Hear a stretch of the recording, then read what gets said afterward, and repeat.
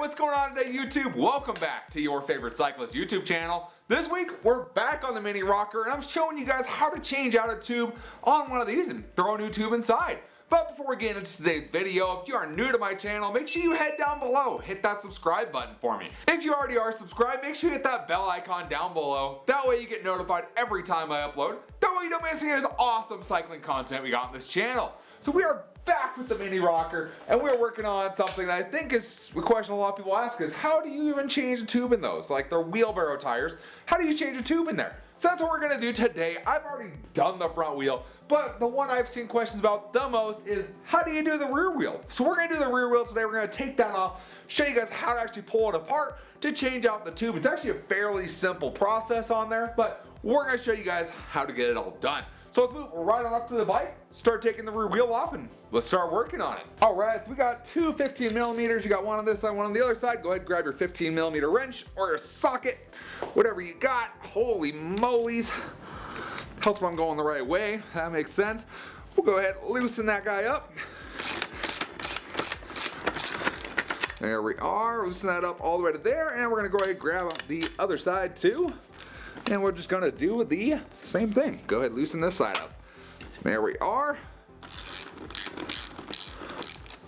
Cool, once you get those all loosened up, we're just gonna loosen those back, kind of so we can slide the wheel around some. And we gotta get the chain off. So let's go ahead, kind of pull our chain to one side and try and roll. There we go, pedal. Okay, what's going on here? Chain not want to come off of this thing. All right, we're gonna go on the front then.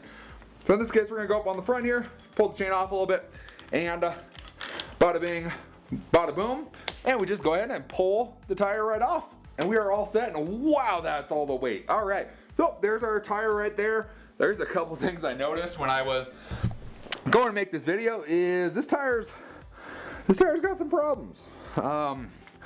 There's some right there. There's some problems. And if we look on this side, where is it? Right there. That's a little bit of a problem, that little bulge there.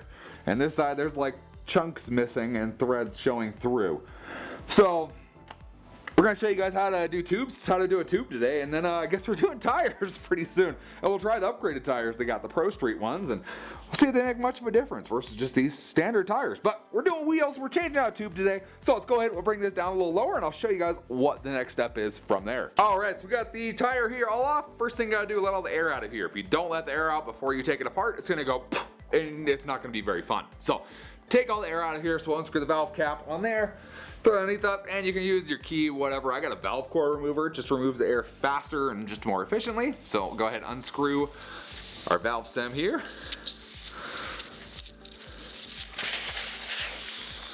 Oh, that air is cold.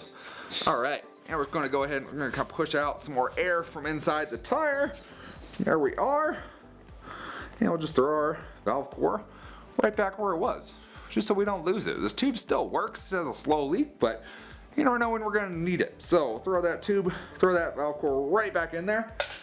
And there we go. So on a normal tire, you'd be like pulling at the bead here. You try and stick a tire lever in here to pull it out and do it that way. It's not really the case of this. You don't want to try and do that. The sidewalls on this are very, very sturdy. It's not really gonna bend the way a bike tire would. So what we're actually gonna do, you can actually see right around here, there are 5 bolts. 1, 2, 3, 4, 5, all with Allen keys. Those are a 5 millimeter Allen key. And on the back, you got nuts on the other side holding them on. Those are 13 millimeters. So what you're gonna need from here, you're gonna need a 13 millimeter wrench or a socket. In my case, I'm using a deep socket, 13 millimeter. And then for this side, 5 millimeter Allen key or socket, whatever you got. Gonna work perfectly fine on this side. I did the front, I tried both ways. You can definitely do it with all hand tools if you want. In my case, I have a 5 millimeter on my impact, which just makes it easier. There's 5 bolts, you know, why not make things a little easier? So we'll go ahead with our 13 millimeter deep socket on right there. And we're just gonna hold that guy on the back. And we're gonna get our impact on loosen. And we're just going to feed right in there until she comes all the way off, just like that. And make sure you don't lose your nut and the bolt, because you're gonna need those all put it back together, of course, when you're done. So you just do that, all 5 of them, super simple. I'm not quite sure why people are so concerned about the rear wheel over the front wheel. I mean, you can still totally access all the tops of the bolts right there. So, I mean, for me, it's not a big deal. I even was able to get some on the front just by using a 13mm.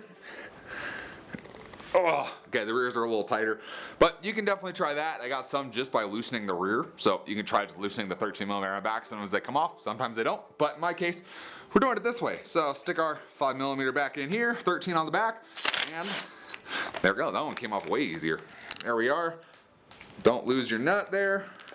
Don't lose the bolt. And with your last guy, we're on the last one now. You're gonna wanna be careful because the whole wheel is gonna come apart. And you'll see that in a second, that the whole wheel is actually gonna come apart into two pieces. So, let's go ahead, undo our guy there. Toss the nut down there, we'll throw our wrench down there, throw our Allen key down there, and we'll pull out our very last bolt here. And what you'll see is, there's one side of your wheel, there's the other side of the wheel. So you have now two parts of the wheel, tire is completely removed separate from it, and your tube is just inside of there. So that is how you go ahead and just remove it. You have two different pieces here, ready to go, and essentially when you put them back together, they just get bolted back together like that, and that's actually what forms the wheel on your bike. So inner tube you need for this, 10-inch inner tube right here, Hall Masters, one I bought, Harbor Freight, like $4.99, piece of cake, super cheap. In case you're wondering, that's the tire size. Right there, it's a 4.10/3.50-4-inch is what you're looking for. I think it's a 4-inch wheel is what that is, but it's 10-inch tire. So pick one of these guys up. You want to make sure they have the curved stem on them. They have some that have straight stem. Make sure you get the curved stem because that's how you're actually able to inflate the tire. So get the curved stem, super cheap. You can pick these up pretty much at any like hardware store, farm support, tractor supply, Harbor Freight, whatever. They always pretty much have them. They're wheelbarrow tubes is what they are. And you end up with a tube like this, and it is completely flat right now. So before we install this, what we want to do, we want to put some air into this. You don't want to put a whole bunch of air, just want to put some air. That way at least kind of holds the shape of a tube, right? Because you want it to actually fit into the tire and not get pinched. If you pinch it while you're installing it and it gets twisted, you're gonna have to go buy another tube because it's probably gonna go flat. So I'm gonna use my little handy electric air compressor here because it works the best when it's actually installed on the wheel. And we're going to go ahead, I'm just going to put a couple pounds of air in here, maybe one. But we're getting enough air that it actually will hold its shape. So you can see it's starting to get kind of its shape there. There we go. Get it a little bit more of a shape to it.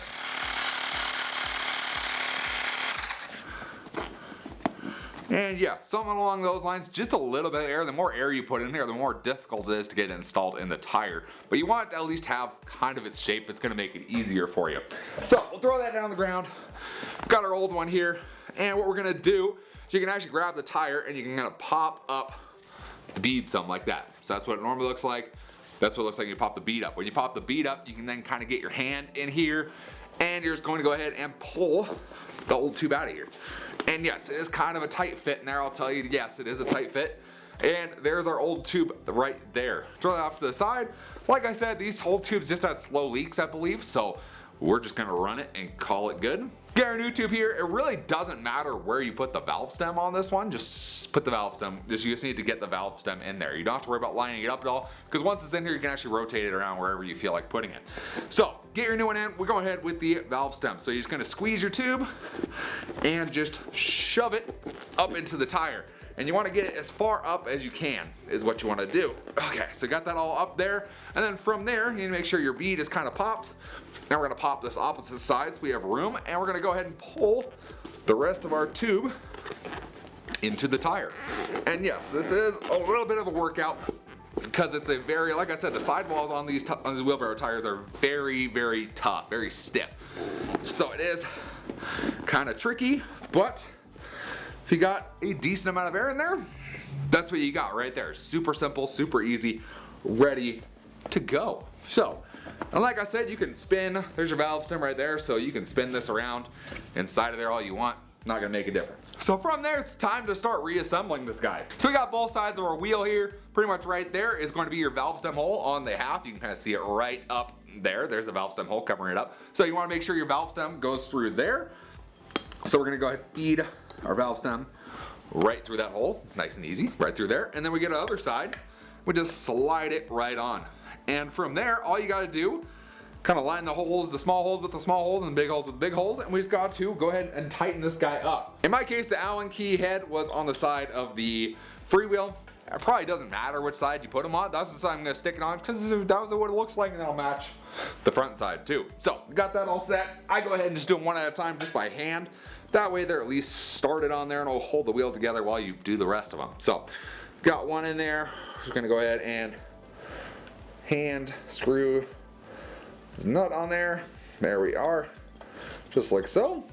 Screw that guy on, and we just got to do the same thing with the other 5. And so I like to do a crossways. That way it's holding on both sides of the wheel so it's not lopsided. You're not just tightening one side. And we just got to do all 5 of them. There we go. Alright, so we got all 5 of these all put together, all in there hand tightened. From there we're going to need to get our tools again here. So 5mm Allen key, 13mm socket here. And what we're going to do is we're going to go ahead and go in like a crisscross pattern, like you would tighten the lugs on your car.